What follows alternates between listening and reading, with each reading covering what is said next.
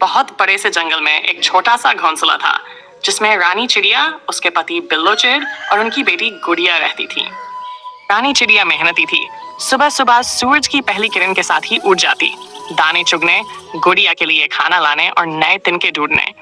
बिल्लो थोड़ा आलसी था पर बहुत प्यारा था। जब रानी बाहर जाती तो वो गुड़िया के पास बैठकर उसे कहानी सुनाता, गाना गाता। एक दिन रानी ने बिल्लो से कहा, सुनो जी, अब गुड़िया बड़ी हो रही है, हमें उसके लिए एक मजबूत घोंसला बनाना होगा। ये डाल अब पुरानी हो गई है, कभी भी टूट सकती है। बिल्लो ने पंख फड़फड़ाते हुए मुस्कुराकर कहा, तुम चिंता मत करो रानी, मैं कल से ही नया घोंसला बनाने लगूंगा। रानी ने मुस्कुराकर कहा, कल कल कर करते बहुत दिन बीत गए बिल्लो, अब काम शुरू करो। गुड़िया अब उड़ने की कोशिश कर रही है, अगर डाल हिल गई तो गिर जाएगी।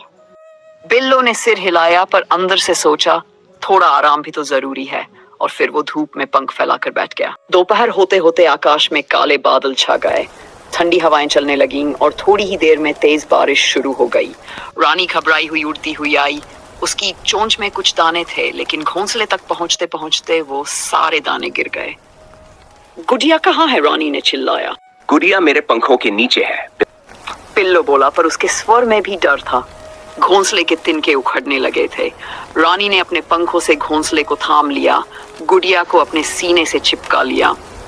बरसात की उस रात रानी और बिल्लो ने किसी तरह गुड़िया को संभाल लिया, लेकिन जब सुबह हुई तो उन्होंने देखा उनका आधा घोंसला टूट चुका था।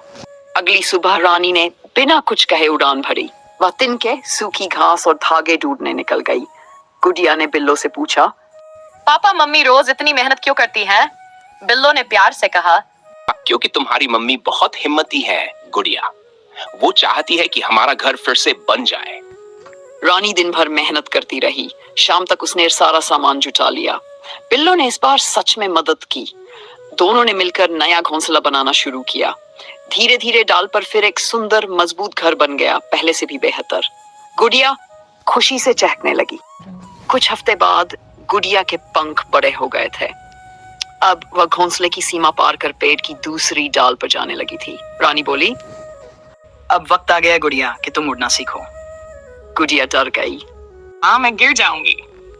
रानी मुस्कुराई, गिरना ही उड़ने की पहली सीढ़ी है मेरी प्यारी।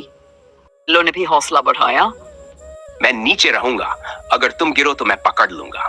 रानी ने गुड़िया को हल्के से धक्का दिया। पहले तो गुड़िया नीचे की ओर झूल गई, लेकिन फिर पंख फैलाए और हाँ, वो उड़ गई। थोड़ी देर में वो वापस लौट आई, डर के साथ मगर गर्व से भरी। रानी ने उसे सीने से लगाया। देखा, डर सिर्फ मन में होता है। एक दिन की बात है, तीनों दाना खा रहे थे अपने घोंसले में। तभी उन्हें एक सनसाहट सुनाई दी। वो ध्यान नहीं दिए, पर वो फिर से सुनाई दी।